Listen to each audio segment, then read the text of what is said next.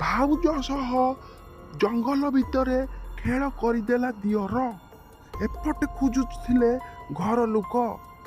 ହଁ ବନ୍ଧୁଗଣ, ଘଟଣାଟି ଘଟିଛି ଆମ ଓଡ଼ିଶାରେ, ଯେଉଁଠାରେ ସ୍ୱାମୀ ଘରେ ଅଛି ବୋଲି ସ୍ତ୍ରୀ ଆଣିଲା ଦିଅରକୁ ନଟି ଗୋଛାକୁ କରିବା ପାଇଁ ପ୍ରେମ।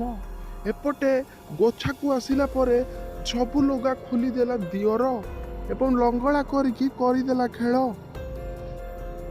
ଆପଣ ବି ଦେଖୁଥିବେ କେମିତି ଦିଅର ଭାଉଜର ପ୍ରେମ କାହାଣୀ।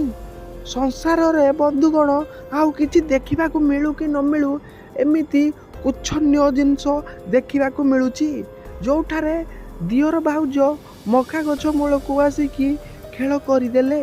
ଏପଟେ ଭିଡ଼ିଓ ବନେଇକି ଦାନ୍ତ ବି ଦେଖେଇଲେ, କହିଲେ ଆମେ ଦୁଇ ଜଣକ କେମିତି ଖେଳ କରୁଛୁ ସମସ୍ତେ ଦେଖ। ବନ୍ଧୁଗଣ, ଇଏ କି ପ୍ରକାର ଖେଳ? ଦୁନିଆରେ କ'ଣ ଆଉ କିଛି ବି ନାହିଁ? ଆପଣ ନିହାତି କମେଣ୍ଟରେ ଲେଖନ୍ତୁ।